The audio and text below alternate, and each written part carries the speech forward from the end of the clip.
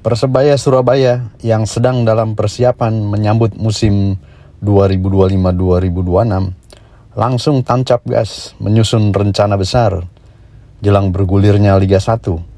Salah satu langkah besar yang diambil adalah memusatkan seluruh aktivitas tim di Stadion Gelora Bung Tomo atau GBT Surabaya. GBT akan menjadi kandang utama Green Force, tak hanya untuk pertandingan, tetapi juga untuk latihan dan aktivitas operasional lainnya. Ini merupakan bagian dari transformasi menyeluruh yang sedang dijalankan manajemen klub demi menciptakan ekosistem yang lebih profesional.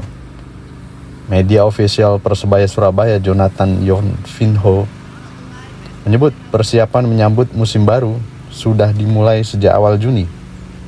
Jajaran pelatih anyar yang baru diperkenalkan pekan lalu langsung terbang ke Surabaya untuk memulai program perencanaan guna mendukung transformasi tersebut. Yang berbeda adalah semua aktivitas Persebaya, pertandingan maupun latihan ataupun aktivitas administratif akan dipusatkan di kompleks Gelora Bung Tomo. Menurutnya, pemusatan seluruh kegiatan di Gelora Bung Tomo akan membawa dampak positif terhadap kinerja tim secara menyeluruh. Pria yang berasal dari Padang, Sumatera Barat menambahkan nuansa baru akan terasa di musim depan. Sebab pusat kebugaran modern yang sedang dalam tahap penyelesaian dan pembangunan akan segera menjadi fasilitas utama yang mendukung kebutuhan fisik para pemain di Stadion Gelora Utama Bung Tomo ini.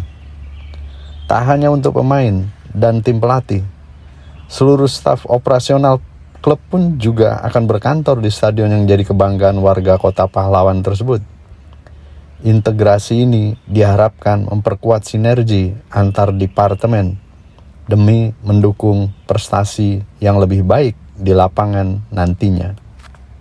Langkah sentralisasi yang memusatkan seluruh kegiatan di Stadion Gelora Bung Tomo ini menjadi bagian dari evaluasi menyeluruh yang dilakukan manajemen usai menutup kompetisi sebelumnya dengan hasil yang kurang memuaskan.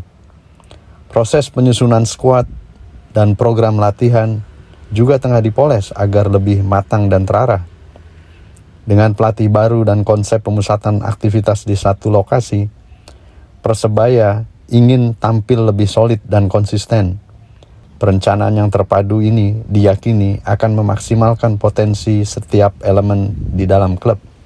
Selain itu, Persebaya Surabaya juga sudah mulai mengumumkan daftar pemain yang dipertahankan untuk musim depan. Hingga awal Juni ini, sudah ada 15 nama yang dipastikan tetap mengenakan seragam hijau khas Green Force. Nama-nama seperti Hernando Ari, Alvan Swaib, Flavio Junior, dan Bruno Moreira masuk dalam daftar skuad yang akan terus memperkuat lini utama tim. Kehadiran para pemain pilar ini menunjukkan komitmen klub untuk tetap menjaga pondasi tim Persebaya. Pemain lainnya yang masih menjadi bagian dari tim antara lain Francisco Rivera, Michael Tata, Andika Ramadan, Arif Catur, dan Randi. Ada pula Kadek Raditya, Rizky Dwi Pangestu, Dimov, Dejan Tumbas, Tony Firmansyah, serta Malik Rizaldi. Persebaya Surabaya juga sudah menyiapkan tim analisis dan departemen medis yang akan bekerja lebih terstruktur mendampingi pelatih yang baru. Dukungan dari tim non-teknis ini sangat penting agar program latihan berjalan efektif dan kondisi pemain tetap optimal sepanjang musim berlangsungnya kompetisi musim depan nanti. Dengan seluruh aktivitas dipusatkan di Stadion Gelora Bung Tomo, Persebaya Surabaya tidak hanya ingin menjadikan stadion sebagai tempat bertanding. Mereka juga ingin menjadikan Stadion Gelora Bung Tomo sebagai pusat kehidupan dan denyut nadi klub dari hari ke hari. Strategi ini juga membuka peluang untuk memperkuat hubungan emosional antara pemain, ofisial, dan supporter. Kita semua akan beraktivitas di sini. Ketika semua aktivitas dilakukan di satu lokasi, proses pembentukan karakter dan budaya tim akan lebih mudah dibangun secara konsisten dan terus-menerus ke depan. Perubahan ini mencerminkan keseriusan manajemen dalam membangun klub secara jangka panjang. Tidak hanya fokus pada hasil di lapangan, tetapi juga pada aspek infrastruktur dan manajemen internal yang terukur, digabungkan dengan persiapan-persiapan yang semakin matang nantinya. Persebaya Surabaya kini tak lagi sekedar klub sepak bola, tetapi menjadi organisasi modern yang siap bersaing di level tertinggi sepak bola nasional.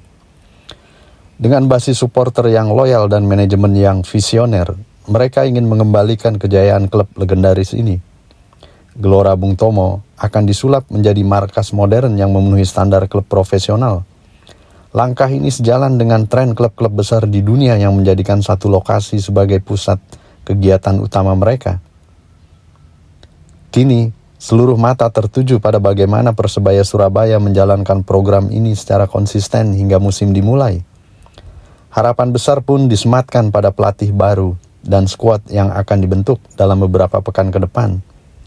Transformasi besar-besaran ini menjadi bukti Persebaya Surabaya tidak ingin mengulang hasil mengecewakan di musim sebelumnya.